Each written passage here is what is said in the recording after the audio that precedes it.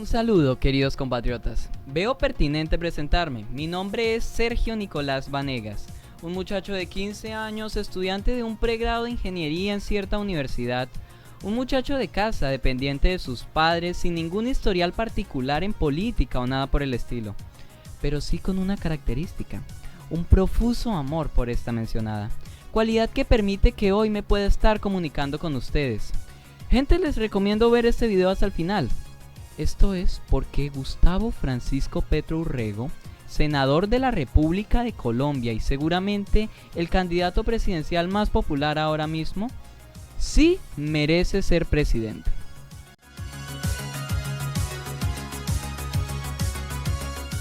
Colombia está en una situación de crisis. Seguramente frente a esto todos ustedes me van a dar la razón. Quiero decir, estamos afrontando la pandemia, manifestaciones que cada vez parece que se vuelven más perjudiciales como una espada de doble filo y un gobierno que no hace sino tomar malas decisiones e intentar lavarse las manos con nuestro dichoso protagonista. Pero la crisis a la que yo me refiero abarca mucho más que solo eso. Desde hace mucho tiempo vivimos gobernados por un régimen antidemocrático, protagonizado por grupos subversivos que al final del día tampoco parecen ser los buenos de la historia, ni mucho menos. Por el narcotráfico, el cual genera tanto dinero que puso de rodillas y marcó un hito en la política colombiana. Por grupos paramilitares, asesinos indiscriminados a sueldo y sobre todo por la enorme y abundante corrupción e intentos de autoritarismo por todas partes. Nadie tiene una sola duda, o por lo menos nadie que no esté envuelto en este mundo. Necesitamos urgentemente un cambio, y desde hace mucho tiempo. Últimamente parece que el pueblo se está rebelando, y que por fin, por acción de la entidad en la que reside la soberanía según el artículo 3 de la Constitución Política, vamos a poder tomar el control de nuestro país. Aunque para ser honestos, todos estos movimientos subversivos no parece que vayan a tener los resultados idóneos que el pueblo está buscando. Y en boca de analistas o personas en ese papel de la situación, de entre las mejores alternativas que realmente tenemos, lo mejor es decantarse por la elección popular o el voto. El problema detrás de esto es que los políticos no solo gestionan campañas de popularización hacia ellos, sino que además también se enfocan fuertemente en las campañas de despopularización hacia su oposición, sin contar los mecanismos extrajudiciales como la compra de votos, la parapolítica, narcopolítica, magnicidios o movimientos tan descarados como los del 19 de abril de 1970, día en el cual ocurrió uno de los mayores fraudes electorales de la historia colombiana, en donde tras una orquestada interrupción en el recuento y declaración de votos, a pesar de estar casi asegurada la victoria del general Rojas Pinilla, se la llevó el expresidente Misael Pastrana, padre del expresidente Andrés Pastrana. Suceso desencadenante del movimiento M19, 19 de abril, guerrilla a la que perteneció Gustavo Petro. Pero ya vamos con eso. Y toda esta guerra que rodea las elecciones presidenciales va dirigida a nosotros. Escuchamos cosas buenas y malas de todos los personajes, personas burlándose de otras y un montón de disputas en redes sociales. ¿En qué deberíamos confiar? Como ya deben saber, yo tengo mi posición, tan clara que me atrevo a divulgarla. Mas sin embargo yo, durante mi proceso de instrucción, también estuve envuelto en todo esto, motivo por el cual me digné a hacer este video, el cual hago lo más conciso que puedo, con pruebas, referencias y análisis objetivos acerca de nuestra situación y sobre todo acerca de quién es Gustavo Francisco Petro Urrego. Ahora, si bien este tema es absolutamente serio, permítame contar un chiste. Finalmente todos recordamos con buena cara el humor político de este país, ¿no es así? Bueno, ahí va. De seguro todos nosotros hemos escuchado el dicho, si el río suena, es porque piedras lleva. Algunos creerán en esto fervorosamente y algunos otros no simpatizarán con aquella filosofía.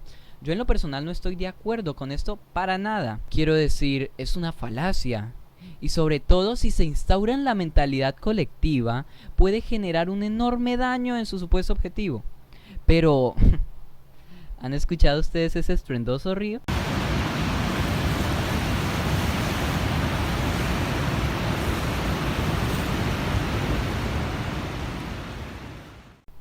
Yo se los dejo a su criterio.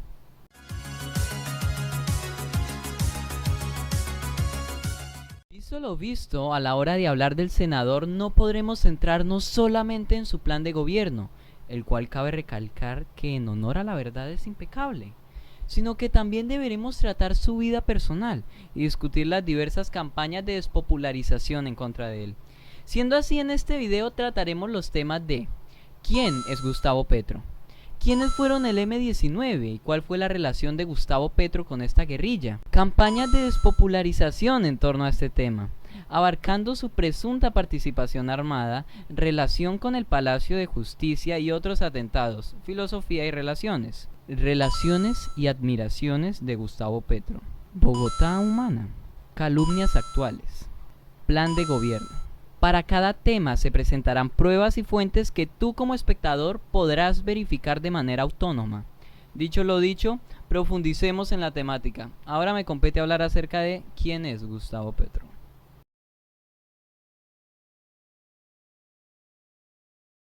¿Quién es Gustavo Petro? Gustavo Francisco Petro Urrego, nacido en Ciénaga de Oro, municipio de Córdoba, el 19 de abril del año 1960. Qué coincidencia, ¿no? Es un senador de la República durante el periodo 2018-2022 y fue senador también en el periodo 2006-2010 con el partido Polo Democrático Alternativo.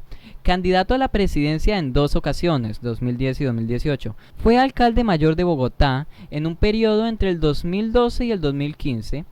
Fue miembro de la Cámara de Representantes por Cundinamarca en un periodo entre 1991 y 1994 con el partido Alianza Democrática M-19 y por Bogotá en un periodo entre 1998 y 2006 con el partido Polo Democrático Alternativo. Además, primer secretario de Colombia ante Bélgica, Luxemburgo y la Unión Europea durante el gobierno de Samper del 94 al 96. Fue un estudiante ejemplar, obteniendo uno de los mejores ICFES en toda Colombia en su graduación a los 16 años del Colegio San Juan Bautista de La Salle. Se graduó como economista de la Universidad Externado de Colombia y tras eso fue elegido con la Alianza Nacional Popular ANAPO como personero en 1981 y concejal de Zipaquirá de 1984 a 1986. Viajó a Bélgica tras desmovilizarse el M-19, donde inició sin concluir un diplomado en Medio Ambiente y Desarrollo Poblacional en la Universidad Católica de Lovaina. Luego inició estudios de doctorado en Nuevas Tendencias de la Administración de Empresas en la Universidad Jorge Tadeo Lozano y la Universidad de Salamanca. Además, Gustavo Petro es padre de 5 hijos y es descendiente por vía paterna de Francesco Petro. Por este mismo lazo familiar es primo segundo del cantante y compositor popular Noel Petro, el burro mocho.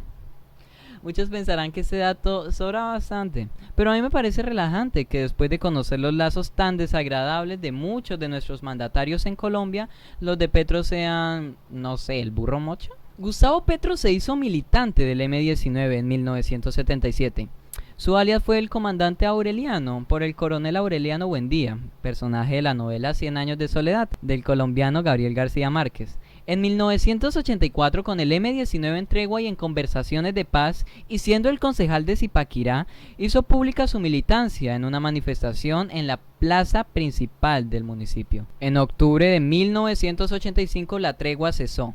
Petro vivía en uno de los barrios de Zipaquirá, Bolívar 83, y una noche, aún en ejercicio de concejal y militante activo del grupo guerrillero M-19, fue capturado por el ejército y luego condenado por la justicia por conspiración, antes de ser llevado a un tribunal militar y encerrado. En febrero de 1987 Petro fue liberado y viajó a Santander y a Tolima, donde junto a militantes del M-19 como Carlos Pizarro León Gómez participó en el proceso de paz durante el gobierno de Virgilio Barco. Petro fue cofundador del partido político Alianza Democrática M-19, movimiento que participó en la Asamblea Nacional Constituyente de 1991 y que fue determinante para la redacción de la Constitución de 1991, entre 1990 y 1991, y fue además asesor de la gobernación de Cundinamarca. Durante su estancia en el Congreso, reportó distintas actividades ilegales y relaciones de corrupción política en nuestro país, con investigaciones como la de Política o la FARC Política, por la que denunció al presidente Luis Fernando Almario, quien fue detenido meses después.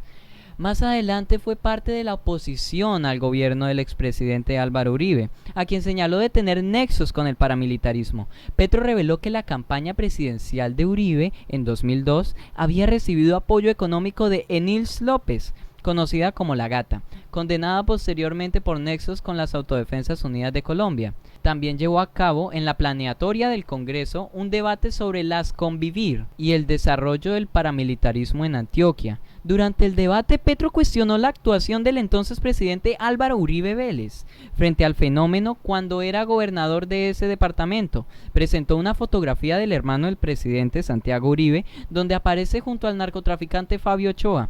Esto, junto a las demás investigaciones, abrió las puertas de una fuerte sanción social a Uribe en Colombia por parte de un sector de la opinión pública y lo situó en la mira del CPI, Corte Penal Institucional, con los más de 250 procesos en la Fiscalía General de la Nación que existen hoy en su contra y que por diferentes causas, entre ellas corrupción de los poderes nacionales, hoy se encuentran suspendidos. Frente a las elecciones del 2010, Gustavo Petro comunicó su interés por presentar su candidatura al proceso electoral presidencial, liderando junto con Lucho Garzón y María Emma Mejía una divergencia ideológica al interior del polo democrático alternativo. Es sabido que Lucho Garzón es un relacionado del carrusel de la contratación, escándalo de corrupción política llevado a cabo durante la administración del exalcalde Samuel Moreno Rojas en el 2010, donde se evidenciaron negocios multimillonarios de comisiones por parte de Germán Olano, excongresista de la República, al empresario Miguel Nule Velilla, cuya empresa, que llevaba su apellido, manejaba gran parte de los contratos de distintas obras públicas que se desarrollaban en la capital colombiana. Aunque, para ser justos, es más bien complicado no terminar encontrándose con alguien sin escándalos detrás en el mundo de la política colombiana. Y cabe recalcar que este incidente no incrimina de ninguna manera a Gustavo Petro. De hecho, durante la administración de un miembro de su partido, Samuel Moreno, en la alcaldía de Bogotá, hubo un sinnúmero de irregularidades con la adjudicación de contratos que Petro denunció e investigó férreamente, y que luego fueron conocidas como el mismísimo carrusel de la contratación.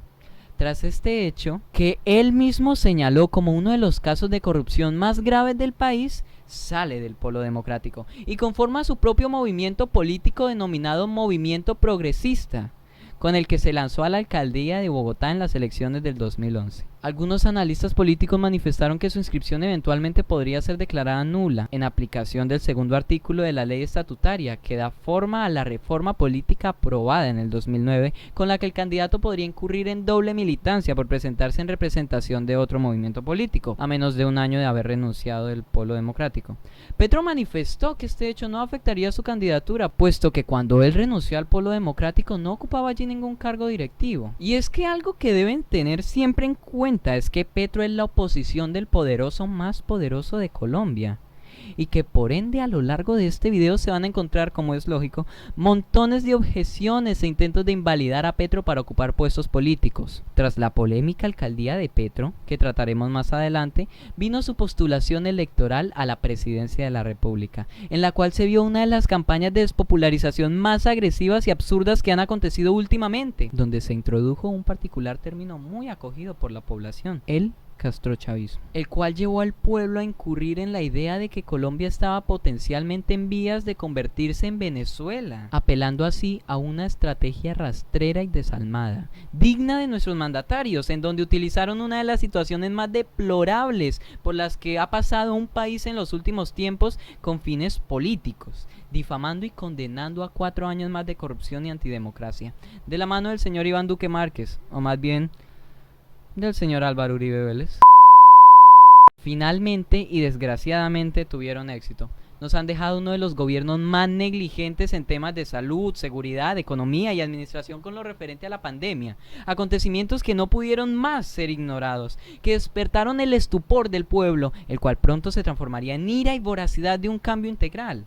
Irónicamente, con una actitud deprimente y malintencionada, salieron a alegar, como niños que niegan lo que hacen en frente de sus maestros o de sus padres, que la culpa de los bloqueos, los ataques subversivos, las violaciones y delitos de lesa humanidad que se están cometiendo en nuestras narices, y en general esta situación que tiene tan conmocionados a todos los colombianos, es enormemente incitada o culpa absoluta del senador de la República, Gustavo Petro. Solo porque éste sugirió en algunas ocasiones recurrir al derecho constitucional de la manifestación en forma de marcha, procurando mantener el orden y el control en todo momento, incitando al pueblo a comportarse de manera civilizada y al gobierno en tomar las medidas respectivas para promover la paz en esta doliente nación. Pero ya saben, no hay peor ciego que el que no quiere ver. Y estos ciegos sufren su condición por despampanantes cantidades de dinero y poder frente a ellos, propiciando coyunturalmente el hundimiento de nuestro Estado social de derecho.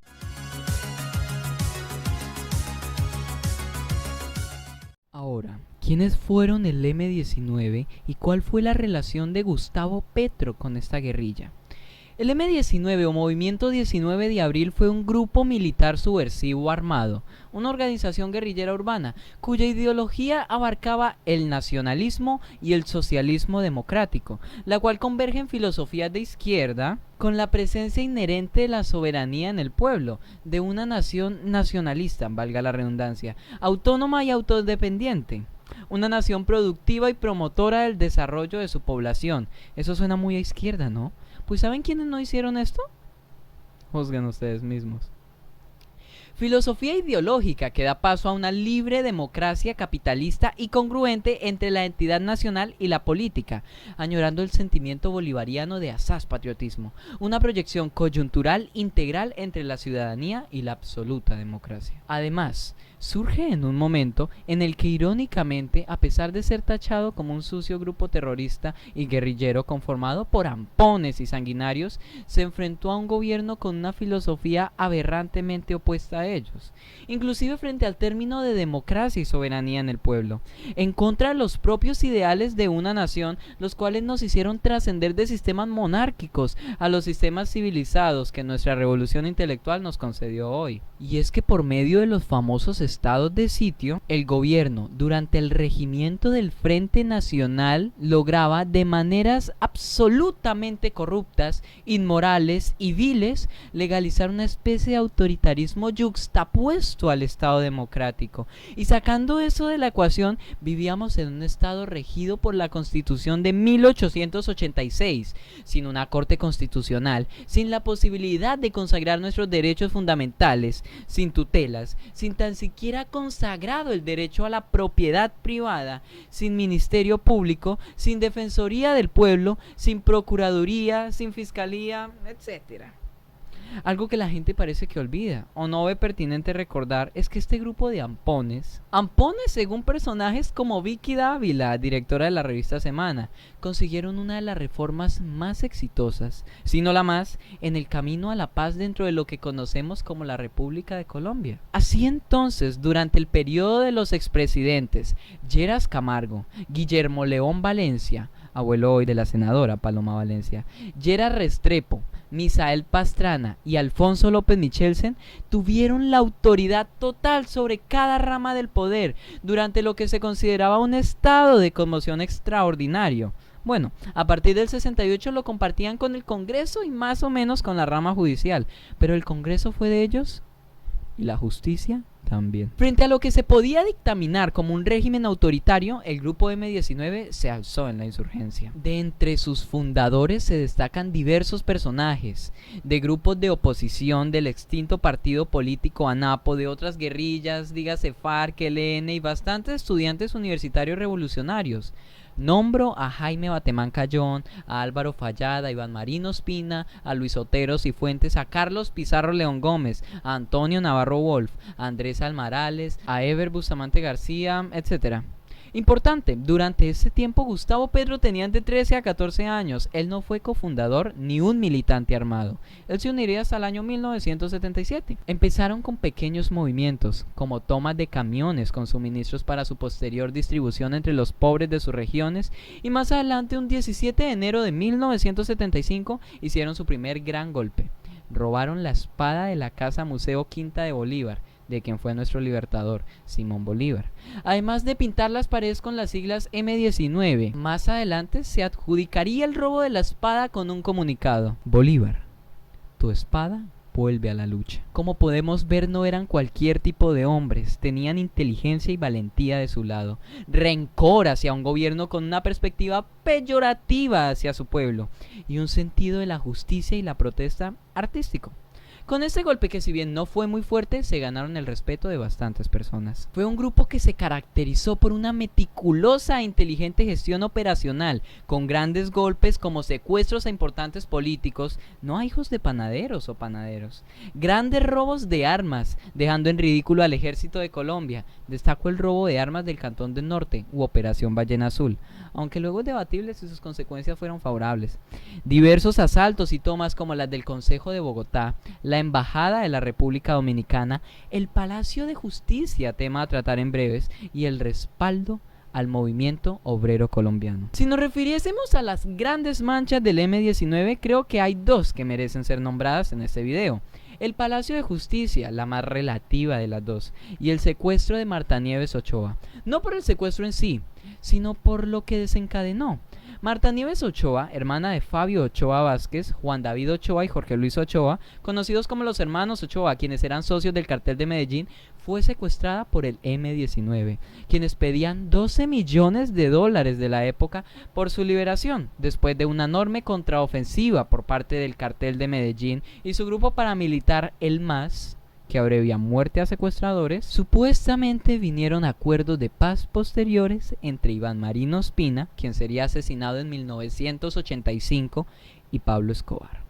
Esa particular relación se presume que se volvió bastante estrecha, recibiendo así gran ayuda a Escobar por parte del M-19 y viceversa, gracias a financiación y equipamiento de armas. Se ha llegado incluso a decir que Escobar financió al M-19 con $2 millones y armamento para la toma del Palacio de Justicia, esto para negociar temas referentes al tratado de extradición a Estados Unidos y además, como supuesto plan B, quemar los expedientes de varios narcotraficantes y matar la mayor cantidad de magistrados. Cabe recalcar que ninguna de esas declaraciones tienen absoluto respaldo, y hay incongruencias como la existencia de diversas copias de los expedientes en la Cancillería y la Embajada Americana, haciendo un despropósito quemarlos, y declaraciones de militantes tras la desmovilización desmintiendo la vinculación del narcotráfico y Pablo Escobar con el movimiento 19 de abril.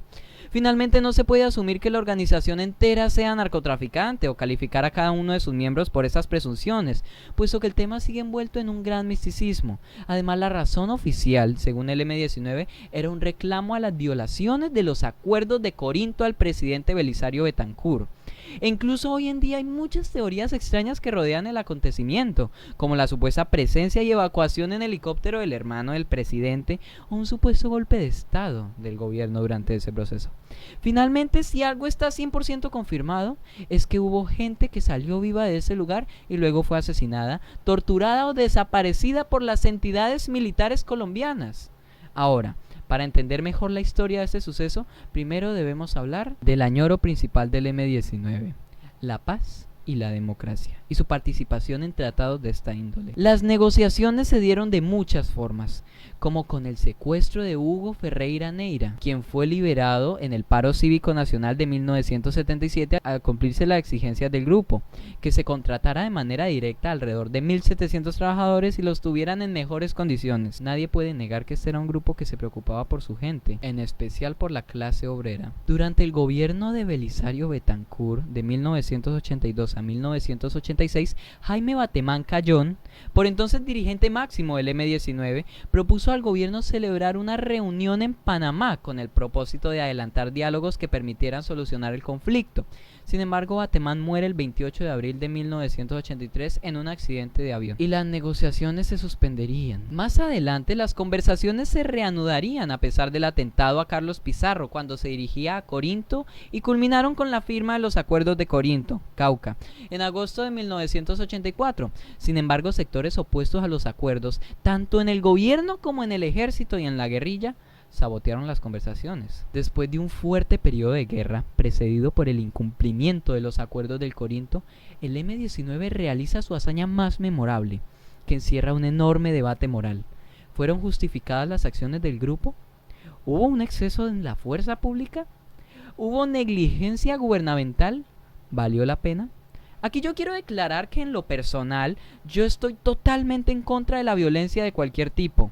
No puedo decir que no respete profusamente al movimiento 19 de abril, pero creo fervorosamente que el camino a la paz nunca será cónyuge de las armas.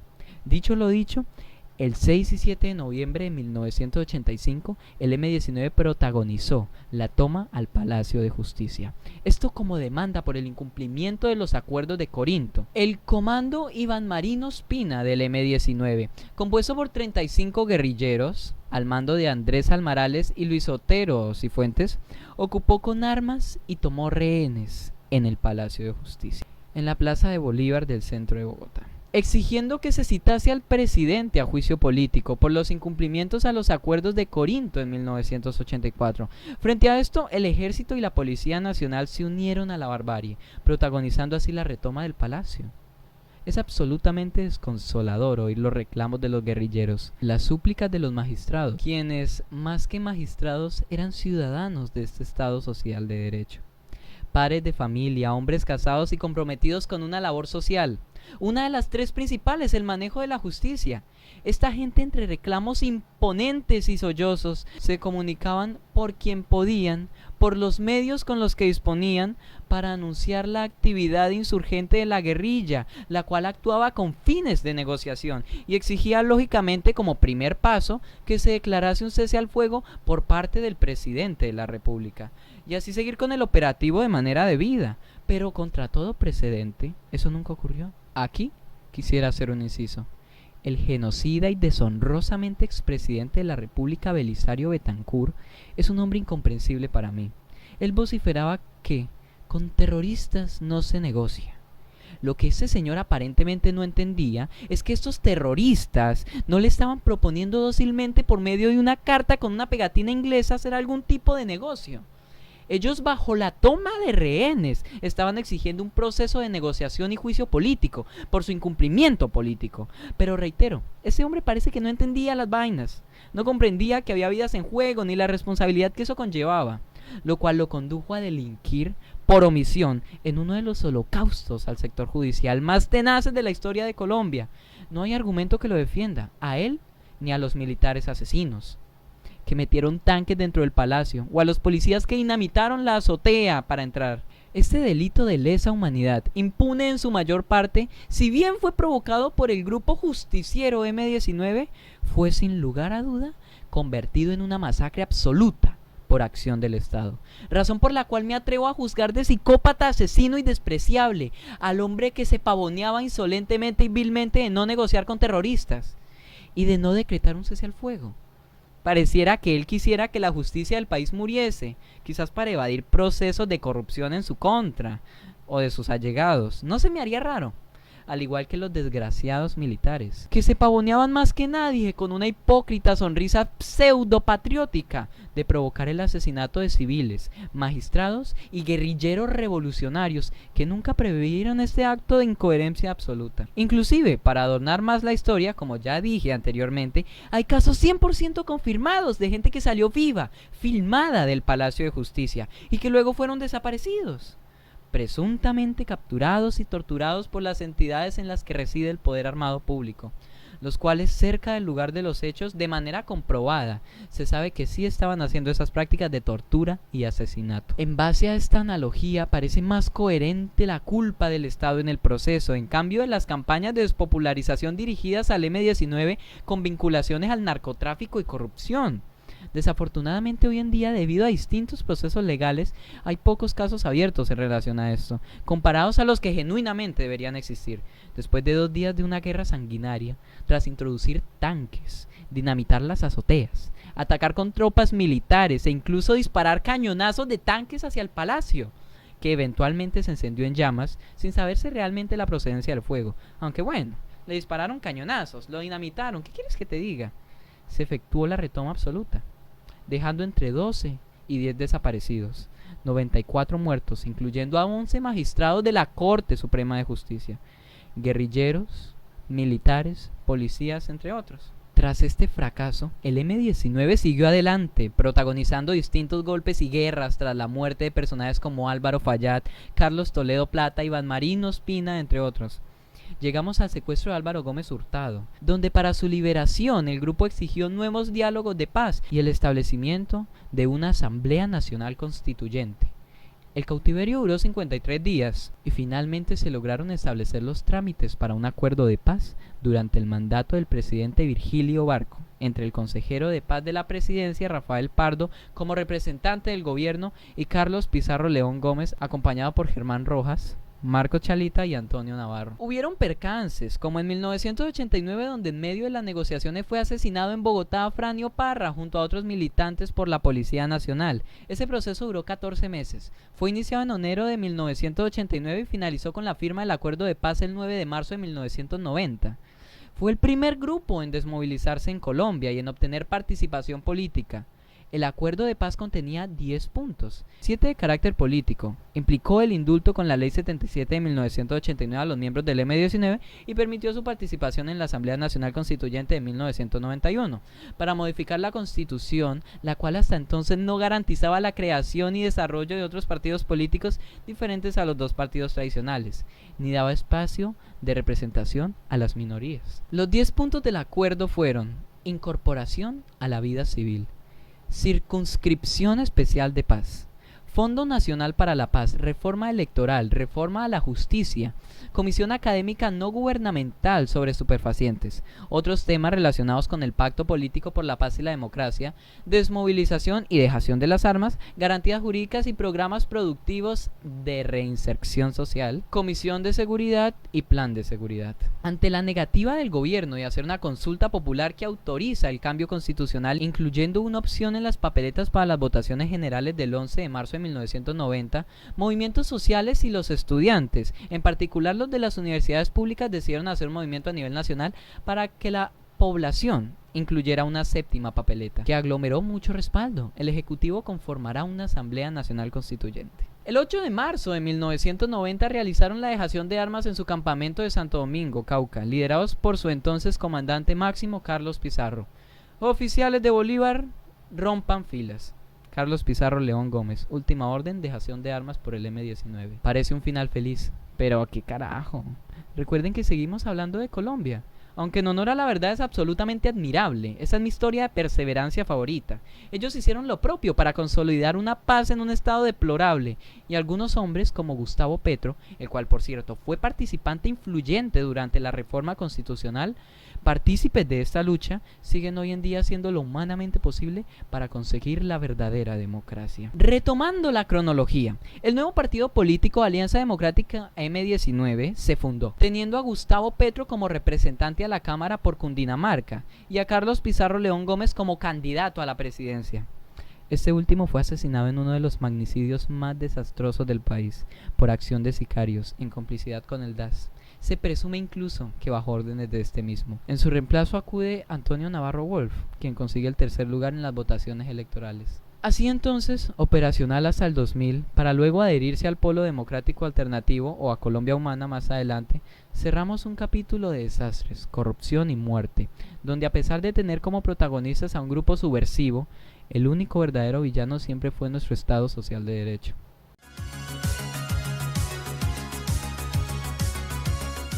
Campañas de despopularización en torno a este tema, abarcando su presunta participación armada, relación con el Palacio de Justicia y otros atentados, filosofía y relaciones. Ahora, centrándonos en Petro, se habla mucho con relación a su pasado. Los más descarados, o quizás solo los más idiotas, o ambos, se han atrevido a llamarlo enfrente de él, en su cara, ya sea sicario o ampón. Curioso, no parecen comprender no solo el tipo de crimen en el que se cataloga una revolución armada, un movimiento orquestado por revolucionarios en pro de una verdadera democracia en Colombia, que además también estuvo indudablemente justificado, sino que lo tachan de militante armado cuando Gustavo Petro ingresó al M-19 alrededor de 1977, no como militante armado, sino como integrante del ala política del M-19, quien más tarde en 1984, siendo concejal de Zipaquirá, declaró su militancia tras el Tratado de Corinto, y luego de la ruptura de la paz, fue capturado en octubre de 1985 por el ejército, torturado y enviado a prisión durante 2 años por portación ilegal de armas. Como dije, no era militante armado, pero a ellos qué les iba a importar eso. Dato importante a recalcar, aun cuando los más observadores ya habrán sacado conclusiones, ¿sí? Ese periodo coincide con el periodo en el que se efectuó la toma al Palacio de Justicia, Y sí, eso implicaría que Petro no pudo haber tenido ninguna participación en el incidente, haber recibido dinero, hablar con diferentes jefes criminales, nada por el estilo durante ese periodo. Como ciertos personajes pintorescos del Alba rodando, hurriendo, vendiendo veles. Hurriendo veles. En febrero de 1987 viajó a Santander y a Tolima, donde con Carlos Pizarro León Gómez tomó parte en el proceso de paz entre el grupo guerrillero y el gobierno de Virgilio Barco. Y aún así por internet circulan imágenes y artículos desinformativos, comunicando que él también robó, asesinó, torturó, extorsionó y arrojó bombas. También se dice que no se debe votar por Petro, que el pueblo no puede cederle el máximo poder ejecutivo al M-19, sin tener en cuenta que en principio los ideales del M-19 ni siquiera eran absolutamente malos. Y no solo eso, Petro no representa tan siquiera el ala armada del M-19, ni mucho menos. Hoy en día ese grupo es historia patria. Petro es un hombre sabio y autónomo que conoce este país. Los ideales que comparte son coherentes y necesarios, aunque ya de eso hablaremos más adelante. Más bien creo que es conveniente ser un poco reiterativo y hablar acerca de la filosofía de algunos ideales políticos. Siendo más específicos, los que compartía el M-19 y los que comparte Gustavo Petro. Izquierda, nacionalismo, socialismo democrático, bolivarianismo, capitalismo, derecha. ¿Qué es todo esto? Vamos por partes. La izquierda es una ideología política comunista, ideada por radicales líderes totalitarios y monárquicos, con el objetivo de acaparar la soberanía y dominar a la población. O al menos algo así debe creer Álvaro Uribe. Lo cual es extraño porque los orígenes de la derecha sí son esos. Sin lo de comunista, no la derecha, sus orígenes. Pero ahora en serio, la izquierda es difícil de explicar. Se contempla como un conjunto de ideologías y posturas referentes a distintos campos. En principio promueve el autonomismo de la nación, apoyando la economía, producción y distribución nacional, así como financiándola y publicitándola. También se podría considerar como un movimiento revolucionario que promueva la libertad y la independencia de los sectores sociales. La revolución molecular disipada. El derecho a la libre opinión y libre cuestionamiento, el reconocimiento de distintas poblaciones y sectores, la autonomía sin avanzar al libertinaje y también la búsqueda de la igualdad. Por eso se suele relacionar al socialismo y al comunismo. Allí todos son iguales más o menos. Y ese es el principal problema. Como dije, se suele relacionar, pero no lo implica. Mas sin embargo el sector político opuesto intenta convencer de que sí. Lo vemos en todos lados y eso conduce a una convergencia general, debido a que el comunismo es un fracaso histórico y un fracaso en general. Genera la perspectiva de que la izquierda nos va a conducir a ese mismo fracaso. En otras palabras, se dice que izquierda es igual a fracaso. Pero eso está muy sesgado de la realidad. Y no solo eso, sino que además estos representantes políticos, Gustavo Petro, M-19, no se caracterizan por ser de izquierda y ya. Hablemos del nacionalismo.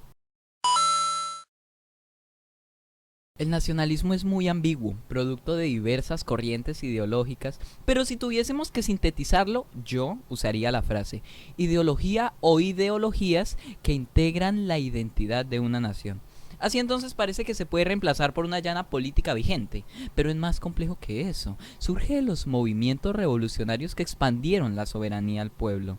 Tiene distintas perspectivas excluyentes como apoyo a la autodeterminación nacional o algunas otras más imperialistas. Y en este punto, frente a la inconclusión presente, debemos recordar las demás ideologías que hemos tratado, como el izquierdismo, el cual nos lleva a la sección más confortable del nacionalismo, aunque podría ser debatible, así que avancemos.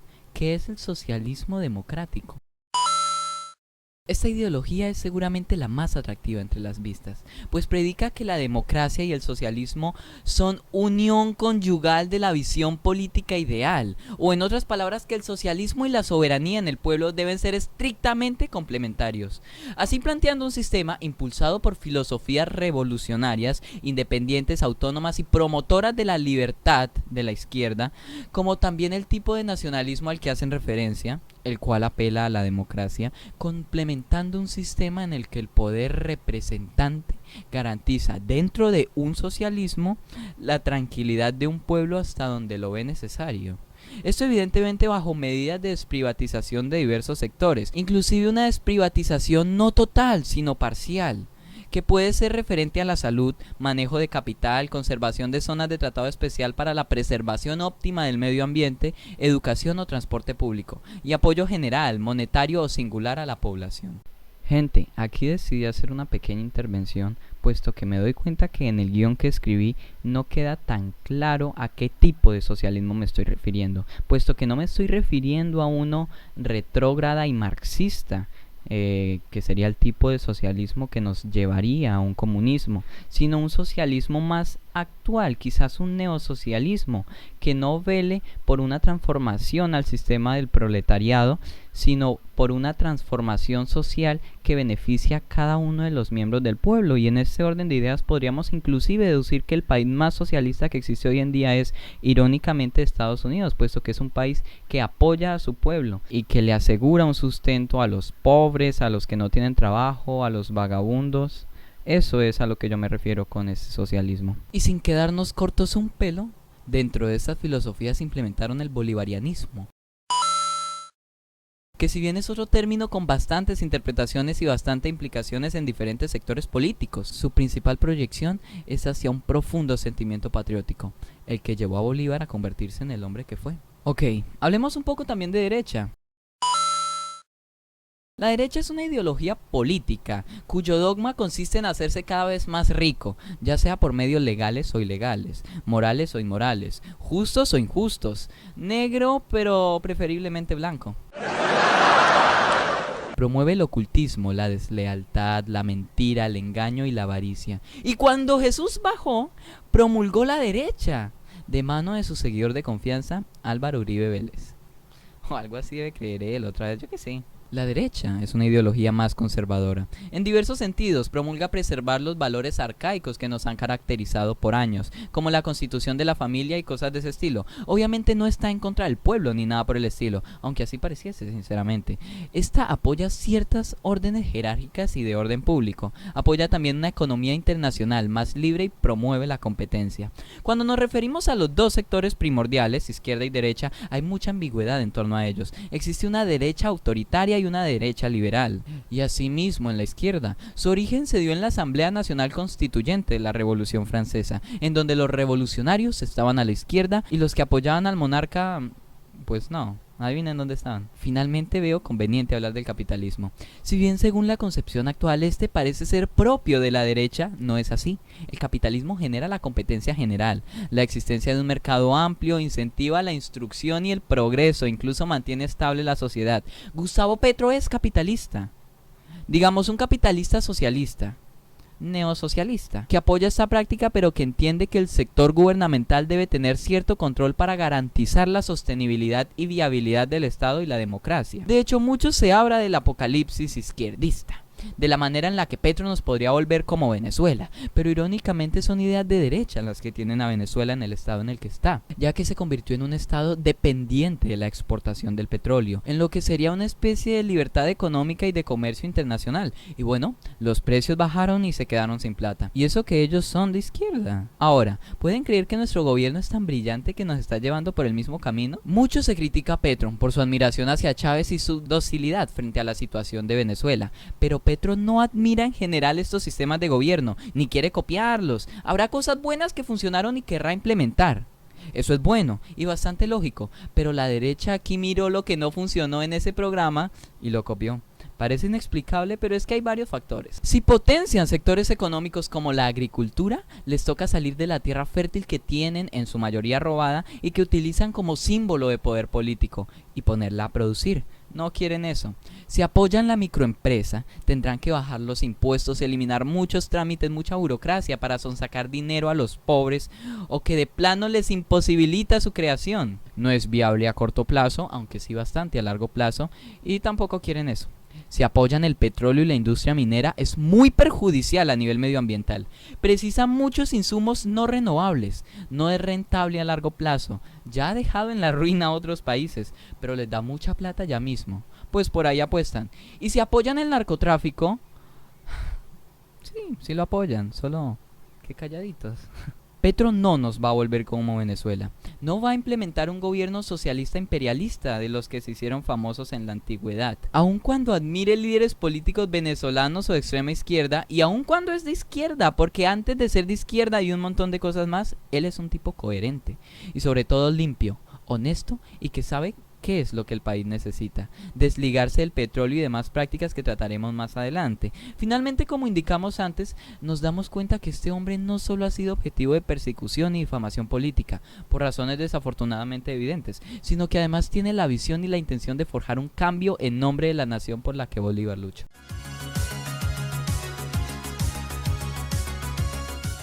Relaciones y admiraciones de Gustavo Petro. Claro, lo anterior, profundizar en sus relaciones y admiraciones no habla mucho de Gustavo Petro. Él es autónomo, pero sin embargo hablaremos un poco de los personajes con los que se ha topado, de lo más descabellado a lo más coherente.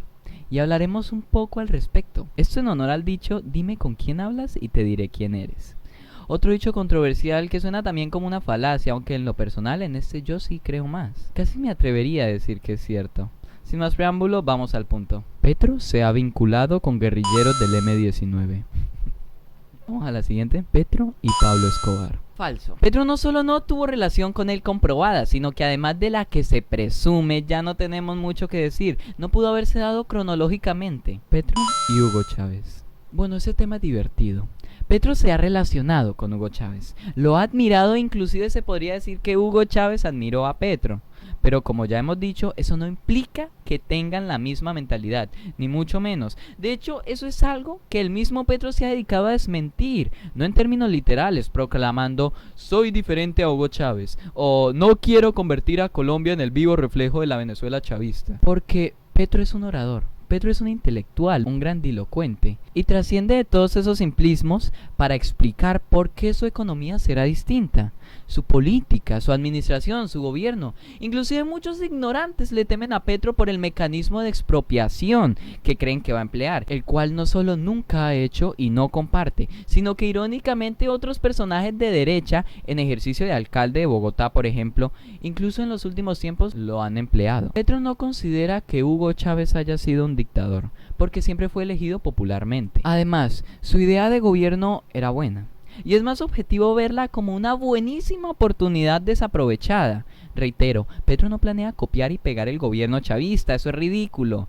Petro, como todo buen analista, sabe que hubo prácticas que eran viables, como vio también prácticas viables en una alcaldía de Estocolmo, por ejemplo. También, evidentemente, reconoce que hubo prácticas autoritarias o encaminadas a esa índole en el gobierno chavista, como la reelección presidencial indefinida, la cual él quiere abolir en Colombia, que no es indefinida, pero existe una reelección.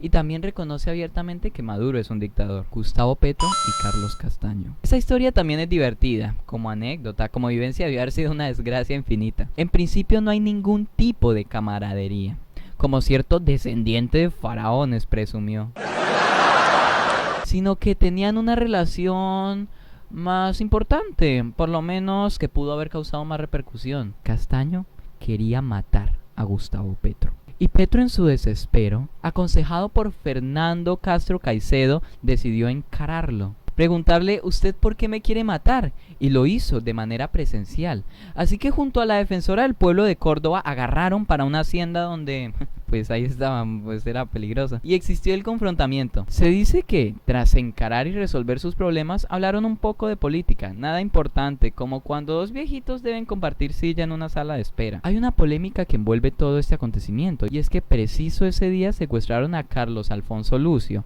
Petro se enteraría de esto entrando a la hacienda. Carlos Alfonso dice que Petro no abogó por él y que debió haberlo hecho. Quizás no pensó que la cabeza de Petro estaba más metida en aprender a nadar mentalmente para saltar a un río y escapar o algo así. Él fue a meterse a la boca del lobo, como él mismo relata. Y bueno, al final del día, menos mal y por fortuna del país, no le pasó nada malo. Petro y Mancuso.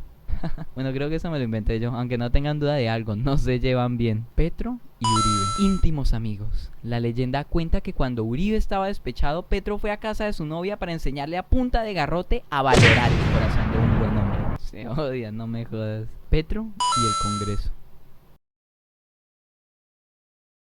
Petro con Lucho Garzón. Las relaciones anteriores se utilizaron como un recurso cómico, con además intención de dar a entender que Petro no suele relacionarse a gente mala. Mas sin embargo, algunas cosas merecen ser mencionadas, y es que durante su estadía en el Polo Democrático Alternativo, como ya habíamos dicho, comunicó su interés en el 2008 por ser candidato presidencial en el periodo 2010-2014, y lideró junto con Lucho Garzón, relacionado al carrusel de la contratación, y María Emma Mejía, una divergencia ideológica dentro del partido Polo Democrático Alternativo.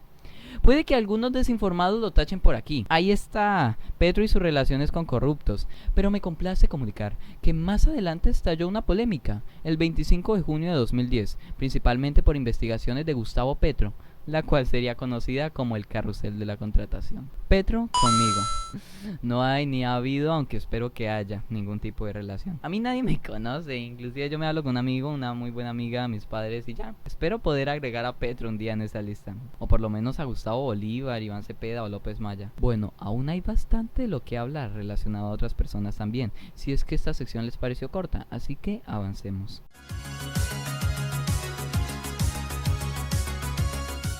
Bogotá Humana. Petro, tras su salida al Polo Democrático Alternativo, constituye mediante recolección de firmas el movimiento progresista y participa como candidato oficial en las elecciones de Bogotá en el 2011. Gustavo Petro gana con el 32,22% de los votos para la alcaldía de Bogotá el 30 de octubre de 2011. Gustavo Petro, para su plan de gobierno y desarrollo, planteaba tres distintos enfoques: un enfoque social, un enfoque ambiental y un enfoque de movilidad. Ahora, en referente a esos tres sectores, se concretó el 80% del plan de su gobierno en el enfoque social y un 57% en el plan de enfoque y movilidad, lo cual es gracioso porque se dice mucho que él no hizo nada en Bogotá. Además, desde el principio él siempre declaró que su objetivo principal era dignificar la calidad de vida de las personas. En otras palabras, su enfoque social.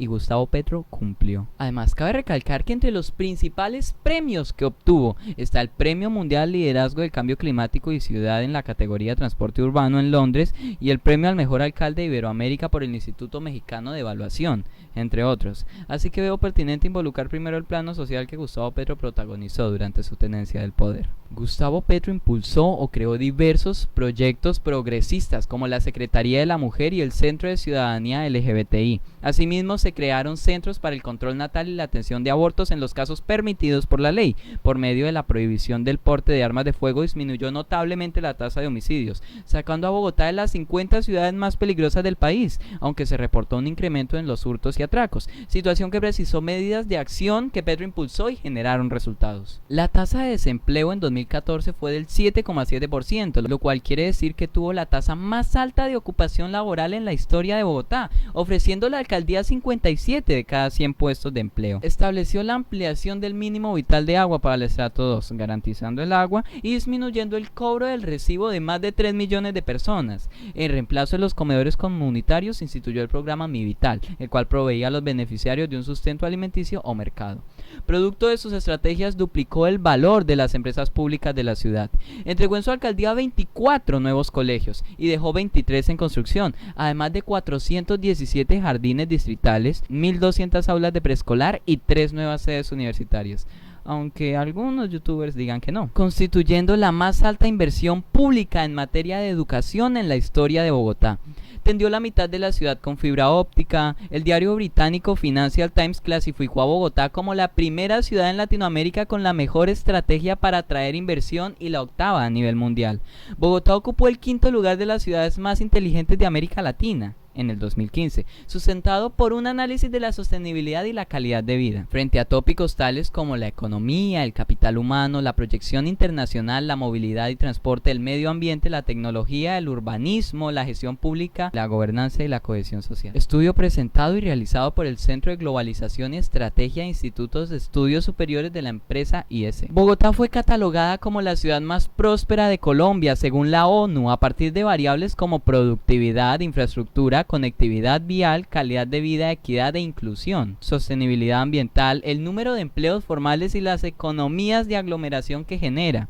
Instauró el programa Territorios Saludables, mediante el cual 6.000 profesionales de la salud ofrecían atención médica domiciliaria y a instituciones de bajos recursos con el fin de combatir la enfermedad y la burocracia que conflictúa a las poblaciones más vulnerables. La mortalidad infantil fue ínfima, llegando a 0 en el periodo 2013-2014. Se crearon los centros de atención atención móviles a drogodependientes, esto para reducir la dependencia de los habitantes de calle en el sector y hacer seguimiento a los proveedores de estupefacientes, sin estigmatizarlos ni criminalizarlos. Por el contrario, brindándoles asistencia psicológica y médica. El entonces secretario distrital de Salud, Mauricio Bustamante, reconoció este sistema como uno de los mayores esfuerzos de la Bogotá humana por superar la discriminación hacia el habitante de la calle. Subsidió a poblaciones de necesidades especiales, entre estos a 62.728 discapacitados y 365.015 adultos mayores, y producto de esto y muchas otras políticas en otros ámbitos, disminuyó la pobreza multidimensional en Bogotá a su tercera parte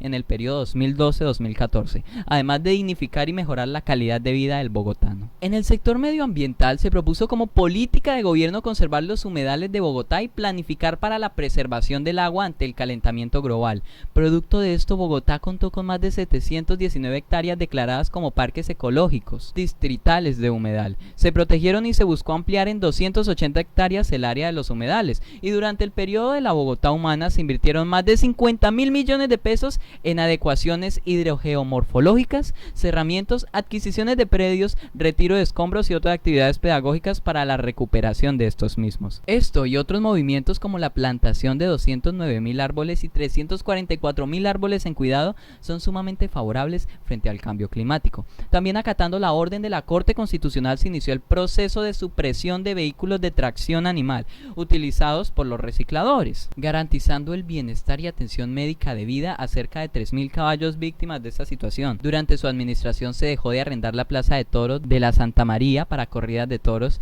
Su enfoque y promulgación de las energías limpias, además de la implementación de buses híbridos y eléctricos, lo hizo merecedor del Premio Mundial al Liderazgo Climático y Ciudad en la categoría Transporte Urbano en Londres, que mencioné con anterioridad. Y aquí un inciso, un tema relacionado a esto, pero que merece más profundización: las basuras. Durante la alcaldía de Petro se hizo una reforma en la contratación, manejo y gestión de la recolección de basuras por parte del distrito, con el fin de eliminar acciones corruptas por parte de privados y dignificar el proceso, además de hacerlo más rentable, fomentar el reciclaje, buscar una reducción de costos y disminuir la cantidad de basura en vertederos. Por cierto, decisión tomada de manera totalmente afín a la Constitución, no como dicen otros youtubers. Así entonces Petro le dio al Acueducto de Bogotá el control del proceso de recolección de basuras. Todo empezó bien, pero debido a un confirmado complot en contra de Gustavo Petro, según una denuncia hecha por Emilio Tapia y propias declaraciones del señor Gustavo Petro, en donde camiones del distrito en posesión de privados no fueron entregados por estos,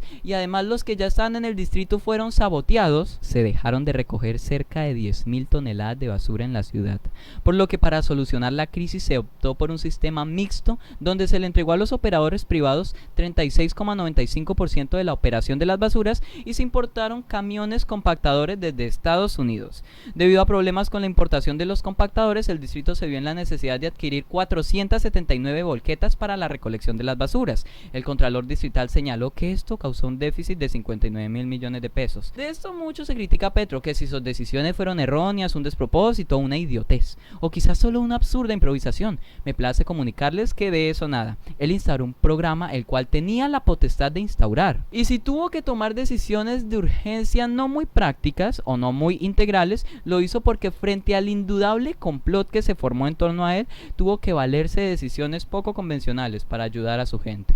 Petro es seguramente el mejor alcalde que ha tenido Bogotá, además del más humanitario, así que me parece repugnante que alguien pueda sugerir que pone su ego por encima de su gente. Si de algo podemos estar seguros es que cuanto menos este no fue el caso. Por la desdicha que protagonizó todo este suceso, la Superintendencia de Industria y Comercio multó al alcalde Petro y 8 funcionarios de la alcaldía. Petro fue obligado a pagar 1.200 millones de pesos y se ordenó que el distrito permitiera la libre competencia de empresas privadas en el servicio de aseo público.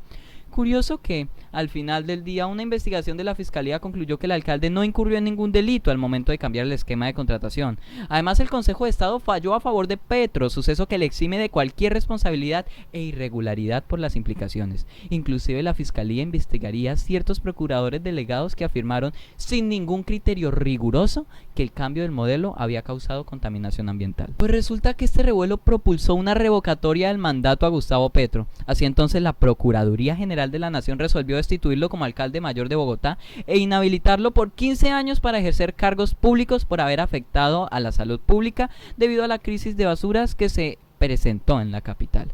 Acción que por cierto es absolutamente ilegal, hecho que no solo demuestra y evidencia la persecución política tan abrupta en contra del actual senador, sino que también expone a qué punto puede llegar la corrupción en nuestro país. Petro interpuso recursos ante el Tribunal Superior de Cundinamarca y a la Comisión Interamericana de Derechos Humanos, entre los cuales concedieron medidas cautelares a favor de Petro. No obstante lo anterior, la decisión del tribunal fue revocada por el Consejo de Estado el 14 de enero de 2014 y la decisión de la comisión rechazada por el presidente de la República, quien ejecutó la destitución el 19 de marzo de 2014, nombrando a Rafael Pardo como reemplazo en calidad de alcalde encargado. No obstante, otra vez y como era lógico, el 22 de abril de 2014 el Tribunal Superior de Bogotá ordenó al presidente de la República acatar las medidas cautelares proferidas por la comisión, por lo cual Petro fue restituido al cargo 35 días después de la destitución. El 15 de noviembre de 2017, el Consejo de Estado revocó la decisión de la Procuraduría por considerar que no había utilizado criterios técnicos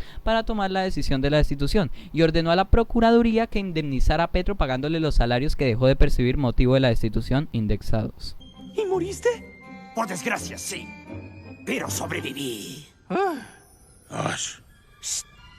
Finalmente, Petro con su proyecto Basura Cero proveyó al distrito de la empresa de recolección de basuras más moderna de todo Colombia. Impulsó enormemente el reciclaje, inclusive instruyendo a la población, enseñándoles a separar su basura para dinamizar este mismo proceso y la recolección. Por medio de estrategias económicas dignificó el negocio de las basuras para más de 14.000 familias que ahora recibían precios justos por el reciclaje que vendían. Eran subsidiados y algunos provistos de carros para su recolección en lugar de la maquinaria animal que utilizaban. Además, parte de las tarifas pagaba al reciclador. Logró reducir la tarifa del aseo en un 17% en general, implementando un sistema no precisamente revolucionario ni una genialidad, un sistema integral y humanitario, de los que caracterizaron a la Bogotá humana. Finalmente, el sector de la movilidad. Se inauguró en la alcaldía de Petro el SITP, con el objetivo de modernizar el número de empresas prestadoras del servicio a solo 13, las cuales operan en igual número de zonas en las que la ciudad está dividida, más una zona neutra. También se crearon subsidios pagados por el distrito para reducir las tarifas de Transmilenio. Además, desde principios del 2014 comenzó a entregarse un subsidio especial para la población afiliada al Sisbén 1 y 2 de 40% del valor del pasaje. La administración de Petro dejó los estudios de detalle de la infraestructura del metro subterráneo que concluyeron a finales de 2014, pero los planes de metro subterráneo contratados por la alcaldía de Petro fueron suspendidos por su sucesor Enrique Peñalosa. Por eso no tenemos metro. La administración entregó las troncales de Transmilenio de la calle 26 y la carrera 10, dejó construyendo la troncal de la calle 6 y tuvo recursos aprobados para construir las troncales de la Boyacá y las ampliaciones del sistema en las avenidas Caracas, Américas y Villavicencio. Hizo la troncal Avenida El Dorado, carrera 10, carrera 6 y llevó el Transmilenio a Soacha. También el SITP logró poner en funcionamiento alrededor del 40% de las rutas establecidas. Y si hay algo que hay que recalcar de acá, es el dichoso subsidio al Transmilenio, que dejó pérdidas millonarias. Puesto que, aunque algunos periodistas lo tachen por aquí, Petro mismo ha declarado que el subsidio fue aprobado todo el tiempo por el Consejo del Presupuesto Anual. Además, no es cierto ni que el sistema o la empresa pública hayan quebrado o hayan perdido patrimonio en virtud de la política tarifárica. Palabras de Petro. Además, finalmente hay un negocio detrás de todo esto, un negocio suculento en palabras de Petro nuevamente, en donde hay tanto dinero metido dirigido a operadores privados que estos en todo caso son la razón principal del déficit económico, en donde no hay mucho que decir, puesto que aún tras hacerse las investigaciones correspondientes a esta obra y tener la voluntad absoluta de gestionarla, el propio presidente de la República en aquel entonces, Juan Manuel Santos, saboteó el metro, puesto que un cheque destinado a la realización del metro no lo hicieron efectivo, por procesos ridículos de lo que solo podemos conocer como una rastrera persecución política. Es una mentira popular también, algo resonada, que el hombre dejó en la quiebra a la ciudad, cuando la realidad es que las calificadoras de riesgo aumentaron la inversión de Bogotá en la Bogotá humana, por el buen mantenimiento y gestión de esta. Respecto a su administración no queda mucho más que tocar. Algunos intentan construir el revuelo sobre detalles irrelevantes, como pequeñas sobrefinanciaciones fundamentales, fallos de asimilación o comunicación e inclusive la misma Venezuela, tópico que no voy a abordar más, aunque por si tienen alguna duda, sí, Maduro y Fidel Castro y otros parecidos son dictadores según Petro, y si bien Chávez no es tal en absoluto sentido de la palabra, ejerció prácticas autoritarias y estatizantes que Petro aborrece completamente.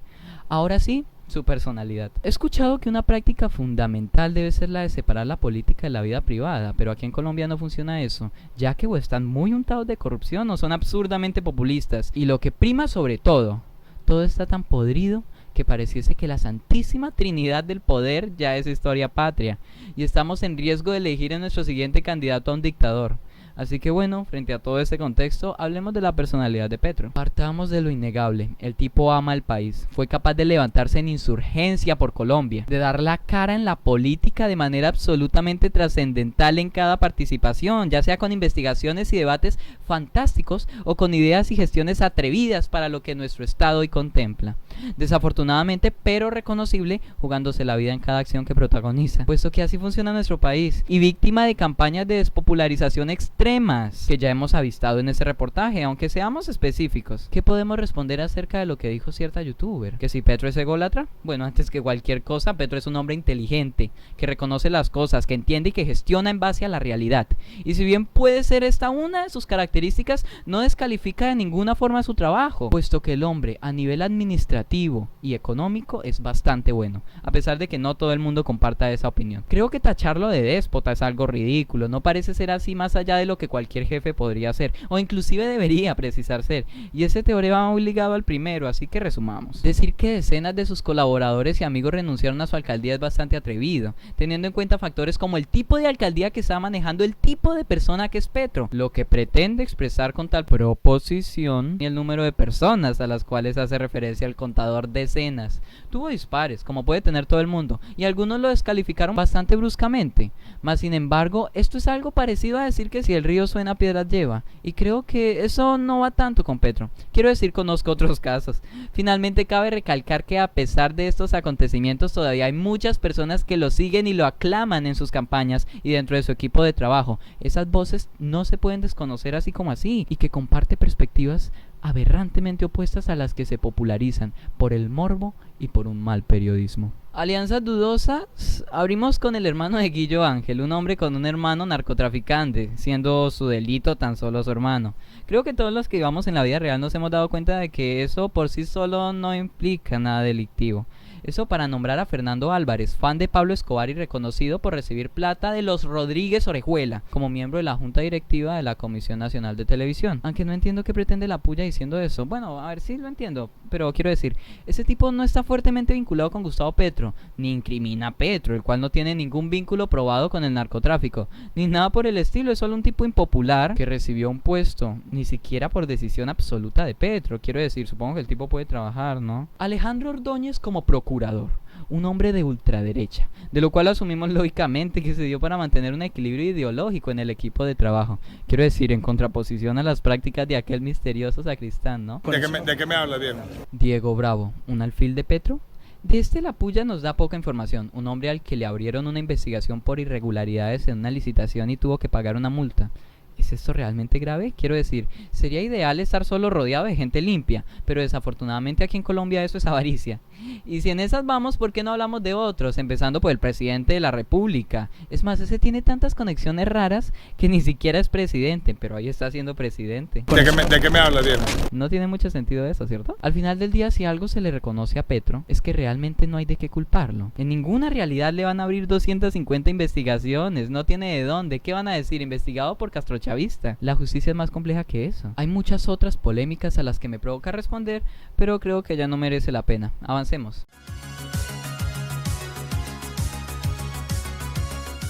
Calumnias actuales. No vamos a hablar de Venezuela ni del castrochavismo, ya sería un irrespeto para mí con la audiencia y de la audiencia para conmigo. Tampoco veo competente tocar el tema de su destitución, puesto que es un tema que ya esclarecimos con anterioridad. Así que en ese orden de ideas, pasemos a ver desde lo más insensato a lo más complicado en materia de calumnias a Gustavo Petro. Video recibiendo dinero ilícito para su campaña presidencial. Tenía mucho para decir acerca de esto dentro de mi labor investigativa, pero ya no es necesario, puesto que la misma Corte Suprema de Justicia se inhibió de tratar más el caso, debido a que determinó que no era prueba de ninguna actividad ilícita, que fue un video grabado en 2005 para una campaña al Senado, con dinero de procedencia lícita a pesar de las insinuaciones de otros personajes despreciables, e inclusive ya habría prescrito de haber sido un delito. Y lo más importante, se utilizó como un mecanismo de disipación de atención, despreciable también, por parte de Paloma Valencia y Néstor Heriberto de la Calle, Néstor Humberto Martínez, del caso Odebrecht, que se estaba tratando en ese momento en el Congreso. Lo más asqueroso es que funcionó. Petro y sus ferragamos. Aquí disculparán mi insolencia, culta audiencia, pero no puedo no meterme con la capacidad cognitiva del que critique a este hombre por comprarse unos zapatos de $200. Quiero decir, no es lo más modesto, claramente, pero él es un hombre que ha sido concejal, representante a la Cámara, senador, alcalde y en general un hombre con una trayectoria política continua y envidiable, que ha trabajado para ganarse su sueldo, siendo siempre reconocido como el más o de los mejores congresistas durante su participación en el Congreso, y tiene el poder adquisitivo, pero sobre todo el derecho de comprarse buena ropa y vivir en una buena casa. Lo más ridículo de todo esto es que esta es una crítica embadurnada de absoluta hipocresía, puesto que si para ti eso es malo, ¿por qué no echas un ojo a tus políticos mimados, y a sus hijos, y a sus amigos, y a sus familiares? Eso no merece explicación más detallada. Petro y su casa de $1.000 millones. Más de lo mismo. Cabe además recalcar que su casa no es tan cara, es patrimonio familiar y está embargada. Petro tiene su sueldo embargado y según él declara está pasando por dificultades económicas. Obviamente no hambre, se sobreentiende lo que quiere decir con ello. Como añadido es realmente uno de los pocos políticos que no roba. Vean su declaración de renta. Y lo mejor para el final, permítanme además adelantar que es también lo más ridículo. El hashtag Petro basta ya. Okay. Esa polémica consiste en una de las estrategias más bajas, absurdas y despiadadas del sector político colombiano, que desde hace montones de años tiene el poder. Y es que vocifera que la culpa de las manifestaciones, bloqueos, actos de terrorismo, muertes, masacres y todo lo malo que ha arremetido a Colombia después de encontrarse en el utópico estado del gobierno de Iván Duque, es culpa de Petro. ¿De qué me habla, Diego? Partamos de que es cierto que Petro promovió las marchas como mecanismo constitucional de manifestación ciudadana. Esto en respuesta a un gobierno corrupto y desconsiderado que planeaba seguir regocijándose a costillas de los más pobres del país. Eso producto de una catastrófica administración a nivel económico, social y en general.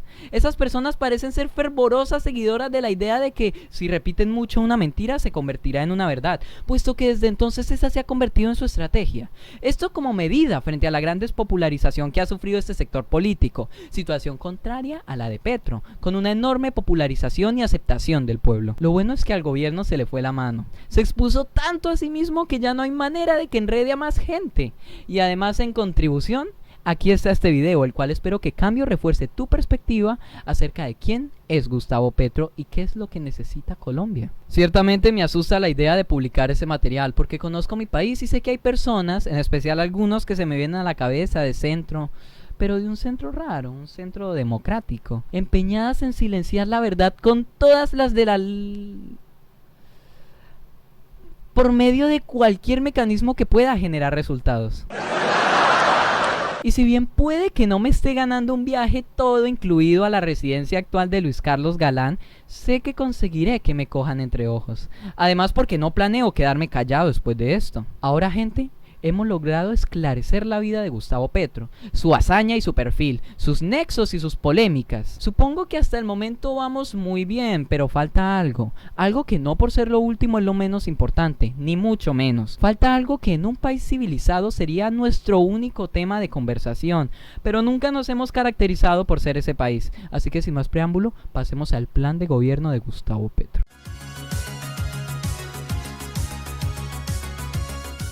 Plan de gobierno.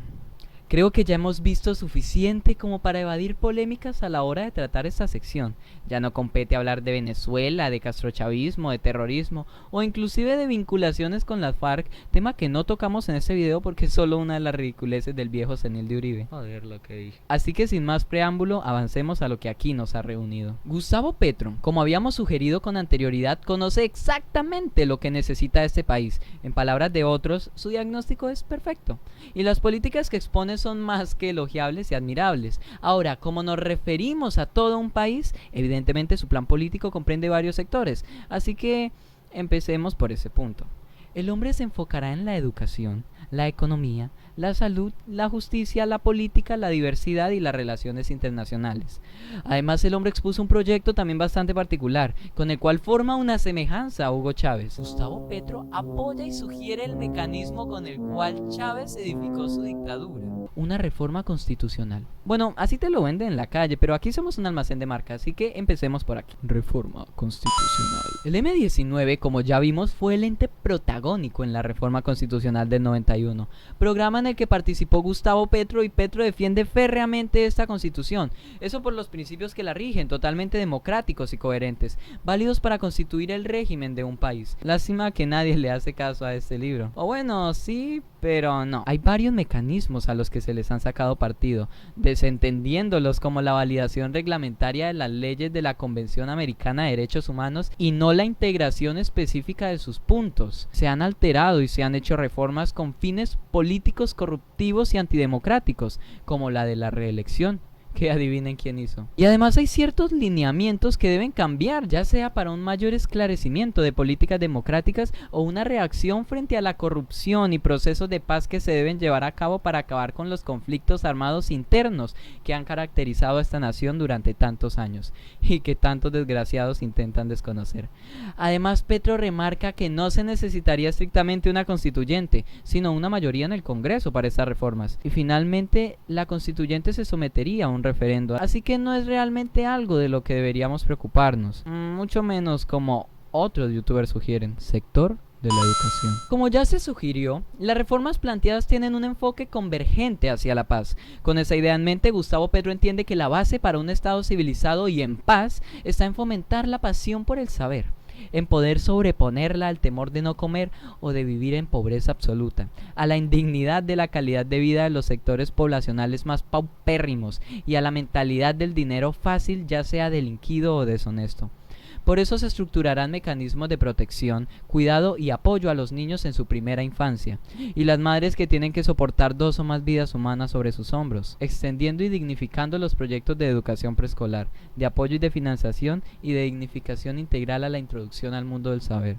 Proyecto que será proseguido por una educación primaria y media más integrada y accesible, con programas que fomenten las distintas artes y facultades en las que muchos muchachos se desarrollan y tienen predilección, garantizando también por su parte un protocolo integral laboral y de estatuto único de la profesión, que armonice estabilidad de ingreso para los maestros, salud ocupacional, física y mental, además apoyo al acceso de programas universitarios de pregrado y posgrado, y el desarrollo continuo de sus capacidades, implementando una jornada continua de 8 horas, siempre con un enfoque primordial en los niños, su educación y el desarrollo de sus capacidades. Para los grados 10º y 11, los estudiantes comenzarán sus carreras mediante un sistema integrado para acceder a materias universitarias o tecnológicas y cualificaciones técnicas homologables en el sistema educativo de educación superior. Se implementará una educación superior totalmente gratuita y de calidad certificada, en la cual la inversión a la investigación y el desarrollo formal se verá fuertemente reforzada, con el objetivo de edificar el camino a la modernidad en Colombia.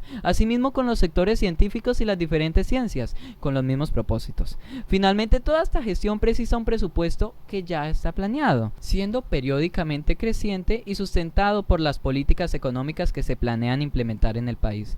Recuerden que Gustavo Petro generó la mayor inversión a la educación en Bogotá. Eso es lo que se busca, pero a gran escala. Enfoque económico. Para entender correctamente este enfoque, hay que asimilar que está ambientado en torno a prácticas y gestión en favor de proyectos ambientales, o sea, de preservación del medio ambiente. Además, como es evidente, de la dignificación de los colombianos en el sector laboral. Siendo así, empezamos por lo primero. Uno de los sectores laborales más importantes y también de los más vulnerados a lo largo de la historia es el campesinado. En torno a esta idea y la de la producción en general, se propone una reforma agraria, una reforma que no constará de expropiaciones o de robos de ningún tipo, sino que impondrá un impuesto predial enorme a las tierras fértiles improductivas, las cuales, como indicamos anteriormente, más del 80% le corresponden a terratenientes políticos. Estos, frente a la situación, tendrán que o poner a producir contratando campesinos o vender tierras a precios asequibles, que podrán comprar los mismos campesinos o inclusive el gobierno, que hará entonces una repartición equitativa de tierras a los campesinos, para así poner a producir el sector agrario en Colombia. También en este orden de ideas les facilitará la producción y distribución de sus productos, ya sea arreglando las vías que conectan con las tierras, resumiendo los trámites o inclusive por medio de subsidios y maquinaria, y así, con una nación productiva agrariamente nos acercamos un paso más a la paz. Evidentemente esto es algo que no le va a gustar a cierta población corrupta y pueden presentarse serias amenazas en torno a estos temas, para lo cual se propone una especie de Colombia pseudo-federal o federal, de manera que las medidas se vayan implementando con seguridad y progresivamente. Para los que les genere inquietud esto, una nación federal es una nación en la cual sus diferentes entidades territoriales se rigen con distintas políticas que aplican en sus territorios, evidentemente. Y sin ir muy lejos, así funciona Estados Unidos, puede que eso los tranquilice. Ahora, eso en el sector agrario, pero la Colombia humana presenta el trabajo como generador de riqueza y libertad, el trabajo en general. Se hará un impulso a las actividades productivas facilitando la independización de los trabajadores y la generación de empleo. Se planea una disminución de impuestos IVA y demás políticas tributarias para no empobrecer al rico, sino para enriquecer al pobre. Asimismo, en la búsqueda de la paz, se planea hacer reformas en el sistema de pensiones del país, que es un complique tremendo. Es un programa del cual no se están beneficiando las suficientes personas como para tan siquiera hacer digno el primer artículo de la Constitución que nos califica como un Estado democrático social de derecho. Y otro punto muy importante es que toda esta parafernalia es amigable coyunturalmente con ideas ambientalistas para la conservación y cuidado del medio ambiente, puesto que en el gobierno de Petro este será un tema de vital importancia, como siempre ha sido, con la diferencia de que por primera vez en Colombia se tratará como merece ser tratado. El sector medioambiental se ve fuertemente implicado en una de las principales propuestas de Gustavo Petro, que es alejarse de la economía que ha caracterizado a Venezuela y la tiene en el estado en el que está, y que irónicamente nuestros políticos de derecha anticastrochavistas han copiado tan rigurosamente. Y esta es la de la dependencia económica en la minería y el petróleo, que no solo es extremadamente nociva a nivel medioambiental y cada vez precisa más insumos y provoca más daño, sino que además condena al país a una progresiva autodestrucción, producto de la dependencia y la progresiva escasez de estos insumos. ¿Adivinen quién ya pasó por esto? Cebolla, tomate, etcétera. Perejil, espinaca, no sé, tantas cosas. Bueno, si cultivas pollo, por ejemplo. Esta dispersión de esa economía ya vimos en qué se ve sustentada, pero eso no es todo lo que hay que decir acerca del sector medioambiental, puesto que Petro en su gobierno implementará fuertemente medidas para la preservación de las zonas naturales fundamentales para el medio ambiente, gestionará medidas de prevención de contaminación y recuperación de zonas contaminadas y apoyará fuertemente el sector científico-tecnológico para consolidar óptimos y modernos avances en la política ambiental. Por último, otra estrategia de esta gobernación es la de la implementación de las energías limpias. Con eso nos referimos a maquinaria eléctrica, a aprovechamiento de la energía solar, a uso y distribución responsable de las energías renovables, etc. Siendo la meta añorada transformar al país de tal forma que los colombianos ya no dependamos de empresas electrificadoras, sino de paneles solares en nuestros techos que dignificarían enormemente a nuestro país y nos convertirían en un país desarrollado. Esa es la visión de un gobierno integral y humanitario, no solo chao mermelada y mayores salarios, menores impuestos. Reforma a la salud. Para tratar este tema debemos conocer algo de contexto. En Colombia la salud se ha convertido en un negocio, en donde los jefes de los hospitales ya no son jefes, son gerentes, en donde los médicos ya no son médicos generales, son médicos obreros, y donde una enorme parte de la financiación y el dinero que mueve el sector de la sanidad se va a bolsillos de privados, ya sea de manera lícita o ilícita, negando o invalidando citas y operaciones. Por eso en Colombia Humana la salud será pública y descentralizada, bajo gobernabilidad de un Consejo de Salud que se extenderá a territorialidades indígenas y afrodescendientes, conformado por las autoridades sanitarias y por delegados de las comunidades, sociedades científicas, sector privado y academia. Eso con el fin de proveer de atención médica a toda la población, desde los más ricos y pudientes hasta los niños que se mueren de hambre.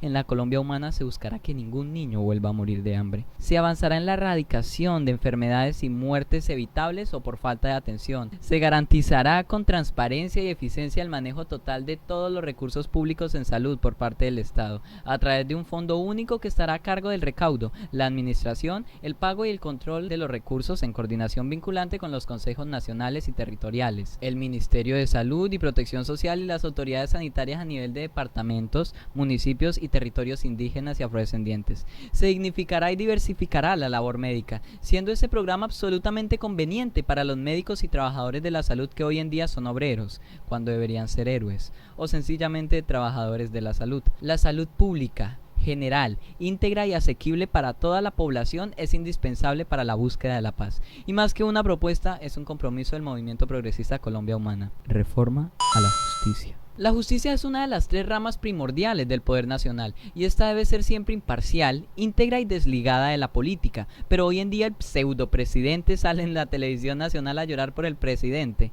y creo que con eso ya sería superfluidad argumentar más razones del por qué la justicia en ese país no funciona. En la Colombia Humana se garantizará a la población el acceso a los mecanismos de protección de los derechos fundamentales consagrados por la Constitución política, no como en estas manifestaciones, por ejemplo. Se hará un mayor énfasis en la ética aplicada al ejercicio del derecho, tanto en la formación académica como en el control del desempeño profesional. Lo legal debe identificarse con lo ético. Se hará más transparente y efectivo el sistema judicial, garantizando seguridad jurídica. Se reducirán los tiempos y se respetarán los términos en los procesos judiciales, garantizando la independencia del sistema acusatorio y el acceso a la protección jurídica de oficio. La justicia necesita de una reforma estructural que le permita cumplir con sus objetivos de manera eficaz, con autonomía administrativa y presupuestal, alejada de intereses de grupos y de injerencias políticas. Los miembros de las altas cortes serán elegidos en función de sus méritos, su experiencia, su ética y transparencia en su hoja de vida, con independencia de los poderes ejecutivo y legislativo,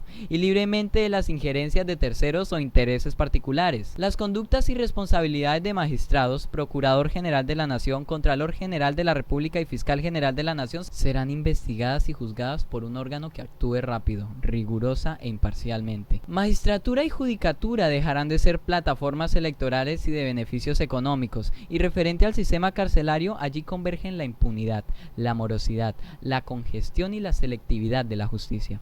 Se busca solucionar esa problemática y transformar las cárceles en verdaderos espacios de rehabilitación. Reforma a la política. No sé si sea coherente a estas alturas mencionar por qué nuestra política está mal, pero tocaré tópicos muy puntuales. Hoy en día la política colombiana se ha convertido en un negocio de inversión para corruptos, asesinos, narcotraficantes y sobre todo los mismos ladrones de cuello blanco. Negocio en el que ganan ellos a costa de perjudicar al pueblo, el cual aun cuando supone ser la entidad en la que reside el poder en Colombia, como sugiere un Estado democrático, cada colombiano sabe que eso es una mentira, aun cuando pretendan que no. Por eso, en la Colombia Humana se hará efectivo el derecho a la participación ciudadana. Se impulsarán las reformas requeridas para que el constituyente primario defina el destino del país, para que la democracia sea realmente participativa y así las voces de la ciudadanía se hagan valer en los asuntos estratégicos de la nación, de manera directa, decisoria y vinculante. Los corruptos, además de ir a la cárcel, deberán devolver los dineros que se hayan robado de las finanzas públicas. Se tejerá una gran alianza con el sector comunal, las veedurías ciudadanas, sindicatos y asociaciones gremiales, organizaciones y movimientos sociales para llegar a acuerdos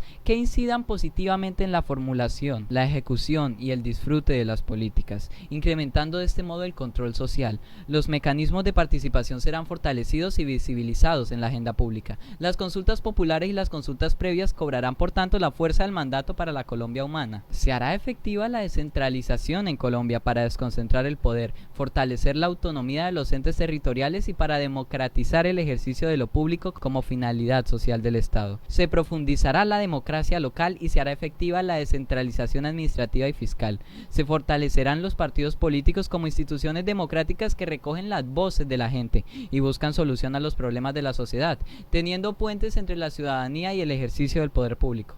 Se promoverá que las campañas electorales sean financiadas en su totalidad por el Estado y se enfrentará toda práctica partidista tendiente a ejercer control burocrático de entidades, a desviar recursos públicos o a constreñir o manipular a la población a favor o en contra de un grupo político.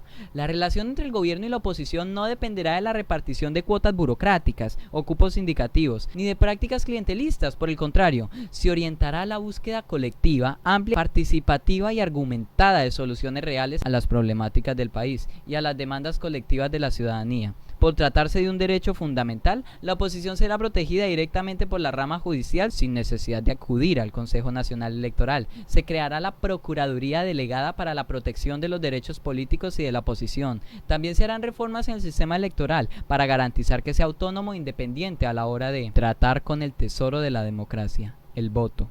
Además, se sancionará con absoluta firmeza a las personas naturales y jurídicas que infrinjan las normas electorales y coarten, manipulen o constriñan el derecho a elegir y ser elegido. Asimismo, los demás órganos de control y funciones públicas serán dignificados, autonomizados de demás poderes y enfocados estrictamente a su papel fundamental. Referente a la diversidad, la Colombia humana le declarará la guerra a la discriminación y se enfocará fuertemente en dignificar y apoyar, además de concientizar acerca de las distintas poblaciones y el cómo son vulneradas, para generar conciencia e instruir a la población. Esto abarca temas como el derecho a la mujer, los ancianos, las poblaciones indígenas o afroamericanas, los discapacitados, poblaciones pobres, diversidad sexual, víctimas de nuestra historia, juventudes, etc. Además de siempre brindar incesante apoyo a los más necesitados. Y referente a las relaciones internacionales, la Colombia humana propone un carácter amistoso y participativo a favor de la preservación de los derechos humanos, la democracia y las estrategias de paz y conciliación. Se actuará con absoluto reconocimiento de la autodeterminación de los estados y sus pueblos, la solidaridad y la cooperación con todos los países. Y finalmente hablemos un poco acerca de lo que es el Pacto Histórico. Ese movimiento, como indica su nombre, es uno en favor de un cambio radical, trascendental, histórico y elemental para lograr la paz y la prosperidad en Colombia, conformado en su mayoría con importantes políticos y partidos de izquierda, pero con una cercanía enorme y comprometida con el pueblo para poder sentar las bases de una época en la que las mayorías populares, los sectores discriminados, enardecidos y callados durante tanto tiempo tengan una importante implicación en la política. En otras palabras, podemos visualizar el Pacto Histórico como un proyecto entre activistas políticos de bien, estos sí son de bien, no como los otros de bien, con el objetivo de entregarle finalmente la soberanía al pueblo colombiano. De esta iniciativa se espera poder enlistar a 55 senadores y 86 representantes a la Cámara. Llegando esta gente al Congreso y de mano de un buen presidente, lograremos tener una sana homogeneidad entre las ramas del poder público. Sinceramente considero que es el camino más viable a la tan añorada paz en Colombia.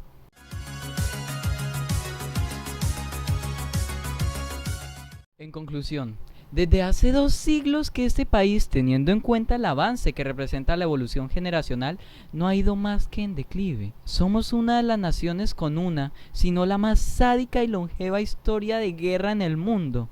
Hemos sido testigos de cómo el poder, el dinero, la avaricia y un sistema podrido hasta la médula pueden hacer que un país se doblegue ante la corrupción, sin escuchar los sollozos de niños en su primera infancia, estómagos que gruñen estruendosamente por la muerte inminente por falta de alimento, a poblaciones discriminadas y masacradas en nombre del odio, y a un proletariado que, debido a la situación que ha vivido desde que nació, duda que el derecho a la vida sea un derecho fundamental, o lo descarta de plano, quizás por cómo ha visto que la tratan o porque no le ha visto nunca ningún valor. Esas palabras suenan propias de anécdotas antiguas, obras trágicas o acontecimientos de pesadillas, pero hoy, en junio del 2021, el pueblo es más consciente que nunca que ni una sola de mis palabras es exageración. Por el contrario, se quedan cortas frente a las incoherencias y malicias de magnitudes bíblicas con las que nos han adoctrinado. Yo soy un chico que realmente nunca ha tenido mayores dificultades. Nunca en mi vida se me ha negado la posibilidad de comer 3 veces al día y hasta más. He hecho un bachiller y tengo 15 años. He vivido en una familia pudiente y berraca que ha hecho lo posible para sacarme adelante. Tengo una guitarra, un celular, un computador y un hogar con padre y madre, un hermano y mascotas, con familias en zonas muy privilegiadas, nunca desplazados o afectados directamente por la violencia. Y espero que este video no cambie ese panorama como es frecuente en nuestra doliente nación. Estoy haciendo un pregrado en una universidad en la que me gané un cupo por mis méritos como estudiante. Yo nunca he sido golpeado ni he golpeado a nadie, nada más que un moretón practicando deporte o una disputa de la cual no aconteció ninguna consecuencia. Pero sí hay algo que he visto, y es la pobreza ajena, el dolor ajeno, las injusticias, la discriminación, la violencia y la incoherencia. Supongo que soy muy sensible frente a todo esto. Estas situaciones me han impulsado a informarme, a instruirme y ahora a divulgar mi conocimiento. Conozco la historia de mi patria, por la que he derramado lágrimas. Conozco la traición y el desespero con el cual me he sentido profundamente identificado viviendo en Colombia. Conozco las situaciones y los sucesos que nos parten el alma hoy. Pero lo más remarcable de mí, según lo que yo considero, es que entiendo que la única manera de cambiar todo esto es informándonos, es instruyendo construyéndonos, es pensando, es cuestionando, es hablando, es votando a conciencia, es poner el grito en el cielo ante las injusticias. Ese parece el típico discurso lógico que cualquier analista nos diría. Algunos incluso dirán: Sergio, usted solo habla obviedades. Pero la realidad es que como pueblo nos hemos acostumbrado a la situación, nos hemos adoctrinado y hemos sido permisivos. Esto porque no queremos tomar responsabilidad de nuestro país, porque no sentimos nuestro país, porque salimos a marchar un día más que todo por formar parte de un movimiento, pero sin entender el verdadero propósito de la marcha, sin entender qué es lo que se está pidiendo o por qué se está protestando, situación que ha quedado retratada con esas manifestaciones. Algunos creen que por ver 10 videos de política y un debate en el Congreso ya se informaron, pero no saben cómo funciona el Congreso o cuál es el significado de la palabra democracia. Jaime Garzón tenía razón, casi estoy parafraseando lo que él nos dijo. ¿Y saben dónde se ve retratada toda esta ignorancia? A la hora de votar. Yo hago un llamado a nuestro pueblo para que nos instruyamos, para que dejemos de desconocer nuestro país y así progresivamente nos sentiremos orgullosos un día de mostrar nuestro pasaporte al mundo exterior. A mí me han dicho que este país no vale la pena, que tan pronto pueda me vaya a otro sitio, que haga mi vida fuera de esta posilga. Y de seguro muchos hemos escuchado esto. Pues ¿saben qué? Yo amo a Colombia. Esa es la primera vez que me manifiesto y planeo seguir haciéndolo. Yo no voy a desconocer mi país, le voy a entregar mi vida en nombre del pueblo, de los jóvenes y sobre todo de la verdadera democracia. Espero tener apoyo y poder calar en sus corazones, vendiéndoles la idea de un país en paz y prosperidad. Yo no puedo votar y no votaré durante un tiempo. Debo ser mayor de edad para ello, pero le doy mi voto de confianza a Gustavo Petro, porque ese hombre sí merece ser presidente. Muchas gracias.